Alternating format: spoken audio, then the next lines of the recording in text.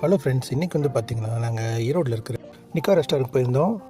எங்கள் வீட்டில் வந்து பார்த்தாங்க யூடியூப்பில் இந்த மாதிரி 199க்கு வந்து அன்லிமிட்டெட் அப்படின்னு சொல்லிட்டு.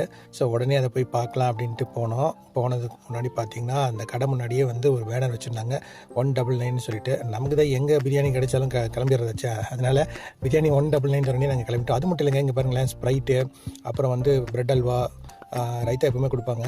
அப்புறம் வந்து பார்த்திங்கன்னா குல்ச்சா, அப்புறம் வாட்டர் பாட்டிலு எல்லாமே கொடுத்தாங்க பார்த்துக்கோங்க. அதுக்கப்புறம் இங்கே பார்த்திங்கன்னா இந்த போஸ்டர் வந்து ஒட்டி நாங்கள் என்னென்ன கொடுப்பாங்கன்னு சொல்லிட்டு நாங்கள் ரொம்ப கவனமாக பார்த்து வந்து இதில் இருக்கிறதெல்லாம் வருதான்னு சொல்லிட்டு அதே மாதிரி வந்துச்சு. இப்போ பார்த்திங்கன்னா பிரியாணி ஒரு எக்கு கொடுத்துட்றாங்க. உள்ள 2 பீஸ் வந்து நல்ல பெரிய பீஸாகவே இருந்துச்சு.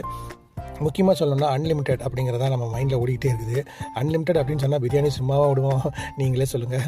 அதே மாதிரி தான் நாங்களும் போய் சாப்பிட்டோம். பிரியாணி பார்த்திங்கன்னா பாஸ்மதி ரைஸ் தான் கொடுக்குறாங்க. உண்மையிலேயே ரொம்ப நல்லா இருந்தது, ரொம்ப சாஃப்டாக இருந்தது சாப்பிட்றதுக்கு. அந்த அரோமா கூட ரொம்ப நல்லா இருந்துச்சு. அதை ஸ்மெல் பண்ணி பார்க்கும்போது அவ்வளோ நல்லா இருந்தது. பார்க்குறவங்களுக்கும் சாப்பிடணும்னு தோணுங்க. ஏன்டா அப்படி காட்டுறீங்க அப்படின்னு நினைக்கிறீங்களா? கண்டிப்பாக எங்களுக்கு அப்படி தான் இருக்கும். ஆனால் இருந்தாலும் என்ன பண்ணுறது, சாப்பாடு விஷயம் அப்படிங்கும்போது நம்ம மனசு வந்து சாப்பிட தோணுது இல்லையா? ஸோ அதனால் சாப்பிட்லான்னு வந்துட்டோம். ஸோ இப்போ பார்த்திங்கன்னா எல்லாருக்கும் அவங்களே சர்வ் பண்ணாங்க. சாப்பிட்றதுக்கு ரொம்ப சூப்பராக இருக்குது. ஜோஸ்மா நல்லா சாப்பிட்ருக்கா. அதே மாதிரி எங்கள் வீட்லேயும் நல்லா சாப்பிட்ருக்காங்க. பார்த்திங்கன்னா அம்மாவையும் கூப்பிட்டு போயிருந்தோம். அம்மாவும் ரொம்ப ஆசைப்பட்டாங்க. அதுக்கப்புறம் பார்த்திங்கன்னா ஒரு லெக் பீஸ் ஒன்று கொடுத்தாங்க.